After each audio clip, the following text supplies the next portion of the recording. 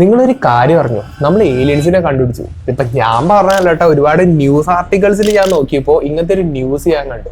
ഈ ഇടയ്ക്ക് ഞാൻ വളരെ അധികമായിട്ട് കേൾക്കുന്ന ഒരു സംഭവമാണ് ഡൈസൺ സ്ഫിയർ എന്ന് പറയുന്ന ഒരു സംഭവം. അപ്പോൾ അതിനെ പറ്റിയിട്ട് അതിന്റെ സത്യാവസ്ഥയും കാര്യങ്ങളൊക്കെ ആയിരിക്കും ഞാൻ പറയുന്നത്. എന്തോ ഭാഗ്യത്തിന് ഈ ഒരു സംഭവം നമ്മുടെ ഇന്ത്യയിലത്തെ മാധ്യമങ്ങളിലേക്ക് അധികം ഇങ്ങനെ പകർന്നിട്ടില്ല. പക്ഷെ ഈ അടുത്ത് നമ്മൾ എന്തായാലും ഇതിനെപ്പറ്റി ഒരുപാട് ന്യൂസ് കേൾക്കും. അതായത് ഡൈസൺ സ്ഫിയർ ഒരു ഏലിയൻ മെഗാ സ്ട്രക്ചർ ആണോ, അത് നമ്മൾ കണ്ടുപിടിച്ചു. അപ്പോൾ അങ്ങനെയുള്ള ഒരുപാട് കാര്യങ്ങളൊക്കെ നമ്മൾ എന്തായാലും കേൾക്കും. അപ്പൊ അതിന്റെയൊക്കെ ഒരു സത്യാവസ്ഥ എന്ന് അറിഞ്ഞിട്ടുള്ള ഒരു വീഡിയോ ആയിരിക്കും അത്. നമുക്ക് നേരെ വീഡിയോയിലേക്ക് പോവാം. ഞാനൊരു ചോദ്യം ചോദിക്കട്ടെ. നമ്മുടെ കയ്യിൽ ഒരുപാട് ടെലിസ്കോപ്സ് ഉണ്ട്. അതായത് ഗ്രൗണ്ട് ബേസ്ഡ് ആയിക്കോട്ടെ, സ്പേസിലായിക്കോട്ടെ, ഒരുപാട് ടെലിസ്കോപ്സ് നമുക്കുണ്ട്. അപ്പോൾ ഈ ടെലിസ്കോപ്പുകൾ ഉപയോഗിച്ചിട്ട് നമുക്ക് ഡിസ്റ്റന്റ് ഗാലക്സിയിലോ അല്ലെങ്കിൽ നമ്മുടെ ഗാലക്സിയിൽ തന്നെ എവിടെയെങ്കിലും ഏലിയൻ സ്ട്രക്ചേഴ്സോ ഏലിയൻസിന്റെ ഒരു പ്രസൻസ് നമുക്ക് കണ്ടുപിടിക്കാൻ പറ്റില്ലേ? അതൊരു ഭയങ്കര ഒരു ചോദ്യമാണ്. പക്ഷെ നമുക്ക് ഇത്ര നാളായിട്ടും അതിനെ പറ്റിയിട്ട് യാതൊരു എവിഡൻസും നമുക്ക് കിട്ടിയിട്ടില്ല. നമുക്ക് ഒരുപാട് എക്സോ പ്ലാനറ്റ്സും കാര്യങ്ങളൊക്കെ കിട്ടി, നമുക്ക് ഒരുപാട് ബയോ സിഗ്നേച്ചേഴ്സ് കിട്ടി. അതായത് JWST ഉപയോഗിച്ചിട്ട് ഏതെങ്കിലും എക്സോ പ്ലാനറ്റിന്റെ അറ്റ്മോസ്ഫിയർ അനലൈസ് ചെയ്തിട്ട് നമുക്ക് DMS എന്ന് പറഞ്ഞ മോളിക്യൂൾസ് ഒക്കെ കിട്ടിയെന്നല്ലാണ്ട് നമുക്ക് ഇതുവരെയായിട്ട് ഒരു ഡയറക്റ്റ് പ്രൂഫ് നമുക്ക് കിട്ടിയിട്ടില്ല. ഓക്കെ, അപ്പോൾ അതിന്റെ ഇടയ്ക്കാണ് നമ്മൾ കണ്ടുപിടിച്ച ഒരു ഭയങ്കര ഒരു സംഭവം. അതാണ് ശരിക്കും പറഞ്ഞാൽ ഡൈസൺ സ്ഫിയർ എന്ന് പറയുന്നത്. ഇനിയിപ്പോൾ അത് ഡൈസൺ സ്ഫിയർ ആണോ, അതായത് നമ്മളിപ്പോ ടെലിസ്കോപ്പിലൂടെ കണ്ടുപിടിച്ചത് ഒരു ഡൈസൺ സ്ഫിയർ തന്നെയാണെന്ന് വലിയ ഉറപ്പൊന്നുമില്ല. ഈ ഡൈസൺ സ്ഫിയർ എന്ന് പറയുന്നത് നമ്മുടെ മനുഷ്യന്റെ ഒരു സങ്കല്പം ആവാനും ചാൻസ് ഉണ്ട്. ഓക്കെ, അപ്പോൾ ഞാൻ അതിനെ പറ്റിയിട്ടായിരിക്കും കുറച്ച് ഡീറ്റെയിൽ ആയിട്ട് ഞാൻ പറഞ്ഞുതരാം എന്ന ചെറിയൊരു വീഡിയോ കൂടി ആയിരിക്കും. അപ്പോൾ ശരിക്കും സംഭവം എന്താ വെച്ചാൽ, നമ്മൾ ശരിക്കും ഒരു ടൈപ്പ് 0 സിവിലൈസേഷൻ ആണ്.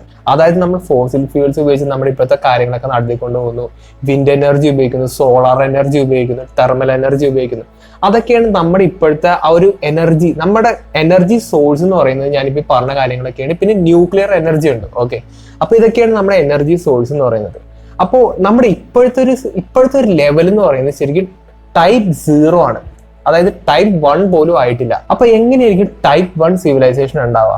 അതായത് നമ്മുടെ ഭൂമിയിലത്തെ എല്ലാ സംഭവങ്ങളും, അതായത് വോൾക്കാനിക് ഇറപ്ഷൻസ് ആയിക്കോട്ടെ, വോൾക്കാനോടകത്ത് നമുക്ക് നല്ല ചൂടുള്ള സംഭവമല്ലേ വരുന്നത്. അപ്പൊ വോൾക്കാനിക് ഇറപ്ഷൻസ് ആയിക്കോട്ടെ, സൈക്ലോൺസ് ആയിക്കോട്ടെ, ഇടിമിന്നൽ ആയിക്കോട്ടെ, എന്ത് തന്നെ ആയിക്കോട്ടെ, നമ്മുടെ ഭൂമിയിലുള്ള എല്ലാ ടൈപ്പ് എനർജീനെയും നമുക്ക് ഹാർവെസ്റ്റ് ചെയ്തിട്ട് അത് നമുക്ക് ഉപയോഗിക്കാൻ പറ്റുന്ന ഒരു ലെവല്, ആ ഒരു ലെവലിൽ നിൽക്കുന്ന ആ ഒരു സിവിലൈസേഷൻ ആണ് ശരിക്കും ടൈപ്പ് 1 സിവിലൈസേഷൻ എന്ന് പറയുന്നത്. അപ്പോൾ നമ്മൾ അതിന്റെ 7 അയലക്കത്തല്ല നിങ്ങൾക്ക് ഇപ്പൊ മനസ്സിലായില്ലേ. ഇനി ഇതിന്റെ മുകളിലുള്ളത് ടൈപ്പ് 1ന്റെ മുകളിൽ വരുന്നത് ശരിക്കും ടൈപ്പ് 2 സിവിലൈസേഷൻ ആണ്. ടൈപ്പ് 2 സിവിലൈസേഷന്റെ കാര്യം പറഞ്ഞു കഴിഞ്ഞാൽ നമുക്ക് ശരിക്കും അത് വിശ്വസിക്കാൻ പറ്റില്ല. നമുക്ക് വിശ്വസിക്കാൻ കുറച്ച് ബുദ്ധിമുട്ടുള്ള ഒരു സിവിലൈസേഷൻ ആണ്. അതായത് നമ്മുടെ സോളാർ സിസ്റ്റത്തിന്റെ ഹോസ്റ്റ് സ്റ്റാർ, മെയിൻ ആയിട്ടുള്ള ഒരു ഫോഴ്സ് ആണ് നമ്മുടെ സൂര്യൻ എന്ന് പറയുന്നത്. നമ്മുടെ സോളാർ സിസ്റ്റത്തിന്റെ 99.6% മാസ് നമ്മുടെ സൂര്യന്റെ മാത്രമാണ്. അപ്പൊ അത്രയ്ക്ക് മാസീവ് ആയിട്ടുള്ളതും അത്രയ്ക്ക് പവർ ഉള്ള ഒരു സംഭവം ശരിക്കും നമ്മുടെ സൂര്യൻ എന്ന് പറയുന്നത്, അല്ലെ? ഇനി നമ്മുടെ ഭൂമി ഇപ്പൊ ഒരു ടൈപ്പ് 2 സിവിലൈസേഷൻ ഉള്ള ഭൂമിയാന്ന് വിചാരിച്ചോ.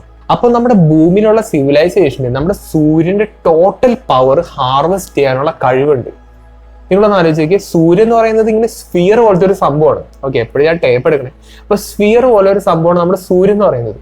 നമ്മുടെ സൂര്യൻ 360 ഡിഗ്രി എനർജി റേഡിയേറ്റ് ചെയ്യുന്നുണ്ട്.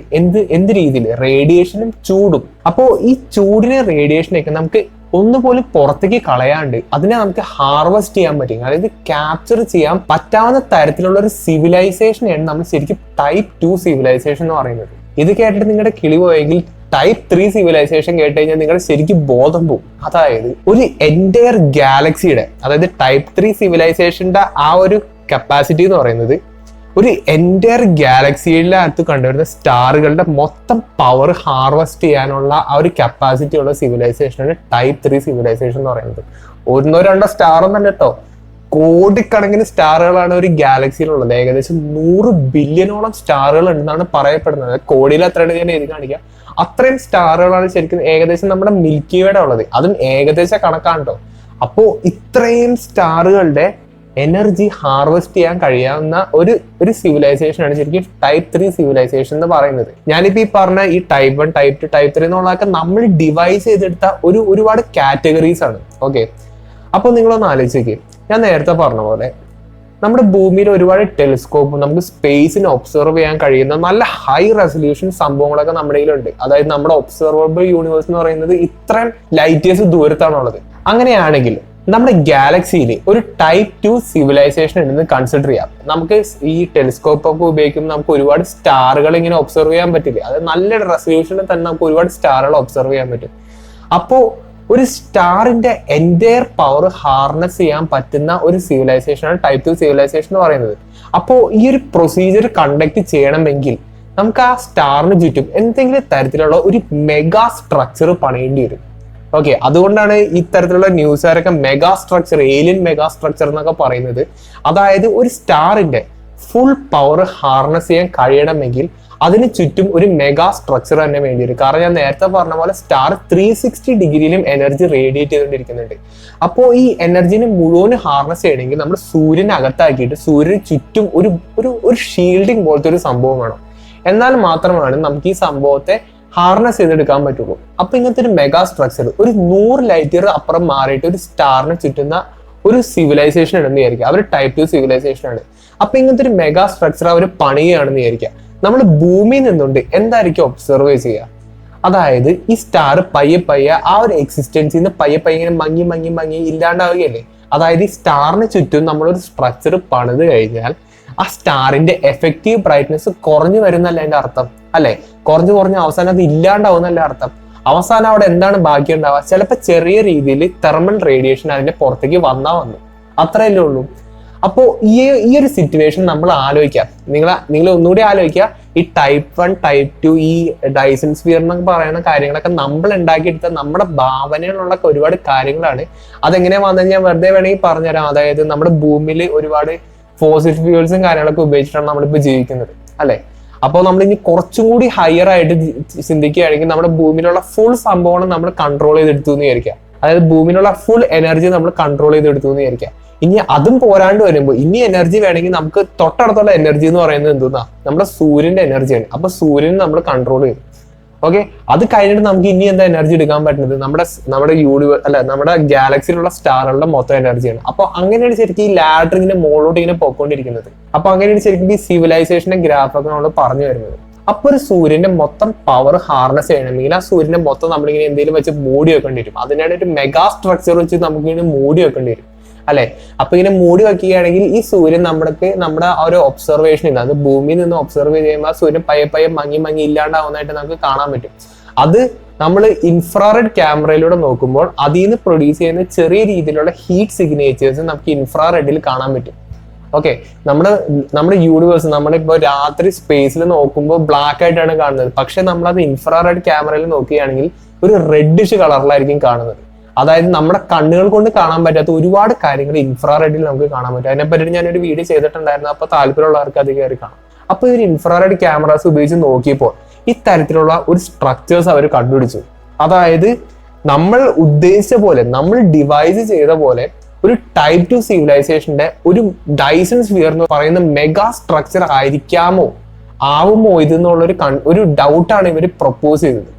ചിലപ്പോൾ ആയിരിക്കാൻ ചാൻസ് ഉണ്ട്, അല്ലെങ്കിൽ വേറെ എന്തെങ്കിലും ഒരു ഗ്യാസ് ക്ലൗഡോ അങ്ങനെ എന്തെങ്കിലും വേറെ എന്തെങ്കിലും ഉള്ള ഒരു നാച്ചുറലോ അല്ലെങ്കിൽ ആർട്ടിഫിഷ്യൽ ആയിട്ടുള്ള ഒരു ഫോർമേഷൻ ആയിരിക്കാം. ചിലപ്പോൾ ആ ടെലിസ്കോപ്പിന്റെ എന്തെങ്കിലും എറർ ആയിരിക്കാം. അതാവാൻ ചാൻസ് ഇല്ല. കാരണം നമ്മൾ ചിലപ്പോൾ ഇങ്ങനെയുള്ള എന്തെങ്കിലും ഒരു ഡൗട്ട് തോന്നിക്കഴിഞ്ഞാൽ നമ്മൾ ഒരുപാട് ടെലിസ്കോപ്സ് ഉപയോഗിച്ച് നോക്കുമല്ലോ. ചിലപ്പോൾ അതാവാൻ ചാൻസ് ഇല്ല. പക്ഷേ ഇത് എന്താണ് ശരിക്കും സംഭവം എന്നുള്ള കാര്യം നമുക്ക് അറിയില്ല. ഇത് ഡൈസൺ സ്ഫിയർ ആവാൻ ചാൻസ് ഉണ്ട് ആണോ, അതോ ഒരു ഹൈലി അഡ്വാൻസ് സിവിലൈസേഷൻ ആണോ? മൊത്തം ചോദ്യങ്ങളാണ്. നമുക്ക് കൃത്യമായിട്ടുള്ള എവിഡൻസ് ഇതുവരെയായിട്ടും കിട്ടിയിട്ടില്ല. നമുക്ക് ജസ്റ്റ് വിഷ്വലി ഉള്ള കാര്യങ്ങൾ മാത്രമാണ് നമുക്ക് അറിയാവുള്ളൂ. അപ്പോ ഞാനിപ്പോ ഇത്രയും ക്ലാരിറ്റി ഞാൻ ഈ വീഡിയോയിൽ പറയാൻ കാരണം എന്താ വെച്ചാൽ, ഈ അടുത്ത് നമ്മുടെ മലയാളത്തിൽ എന്തായാലും ഇത് പൊങ്ങി വന്നിട്ടില്ല. ഈ അടുത്ത് എന്തായാലും ഈ ഒരു ടോപ്പിക്ക് നമ്മൾ വാർത്തകളിലൊക്കെ കേൾക്കാൻ ചാൻസ് ഉണ്ട്. പക്ഷെ അതിൻ്റെ അകത്ത് പറയാൻ പോകുന്ന കാര്യങ്ങൾ എന്താണെന്ന് എനിക്ക് ഗസ് ചെയ്യാൻ പറ്റും. അതുകൊണ്ടാണ് ഞാൻ ഇങ്ങനത്തെ ഒരു വീഡിയോ മുൻകൂട്ടി ഇട്ടത്. അപ്പോൾ നിങ്ങൾക്ക് അതൊരു കൺഫ്യൂഷൻ ഉണ്ടാക്കരുതെന്ന് ഓർത്തിട്ടാണ് ഞാൻ ഇങ്ങനത്തെ ഒരു വീഡിയോ മുൻകൂട്ടി ഇടുന്നത്. അപ്പോൾ അത്രയൊക്കെ ഉള്ളൂ. നമുക്ക് ഇതുവരെയായിട്ട് ഏലിയൻസിനെ പറ്റിയിട്ട് എന്ത് വീഡിയോസ് ഞാൻ ചെയ്ത് കഴിഞ്ഞാലും ഞാൻ അതിന്റെ അവസാനം പറയാൻ പോകുന്ന ഒരേ ഒരു കാര്യമുള്ളൂ, നമുക്ക് ഇതുവരെയായിട്ട് ഒരു എവിഡൻസ് കിട്ടിയിട്ടില്ല.